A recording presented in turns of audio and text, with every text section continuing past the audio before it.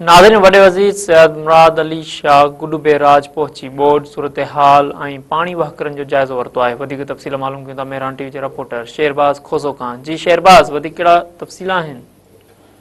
जी बिल्कुल, दरियाखंड गुड्डू बेराज वटि पाणी जे सतह में लगातार चाढ़ बाद वॾो वज़ीर सैयद मुराद अली शाह टें दफ़े दौरे लाइ दरियाखंड गुड्डू बेराज वटि पहुची वियो आहे। इरिगेशन अमलदारनि तरफ़ां वॾे वज़ीर सैयद मुराद अली शाह खे ब्रीफिंग ॾिनी वई। सैयद मुराद अली शाह मीडिया सां ॻाल्हाईंदे चयो त गुड्डू बेराज वटि पाणी जा वेकिरा वधि खां वधि जेके आहिनि सो 7 लख ऐं 7.5 लख क्यूसेक ताईं पहुचण जा इम्कान आहिनि, जिते हिन वक़्तु गुड्डू बेराज वटि पाणी जा वेकिरा 6,27,000 क्यूसेक हली रहिया आहिनि, जिते सूरत हाल नॉर्मल आहे ऐं वेकिरा आराम सां जेके आहे सो गुज़री करे सामुंड तरफ़ वेंदा। हुन वधीक चयो पीपल्स पार्टी जे चेयरमैन बिलावल भुट्टो ज़रदारी इहो सही चयो आहे। आर्मी मुल्कनि खे फंड लाइ चयो वञे जीअं बोर्ड में मुतासिर थियल जेके माण्हू आहिनि उन्हनि खे रिलीफ मिली सघे। जी शेरबाज़, तव्हांजी महिरबानी।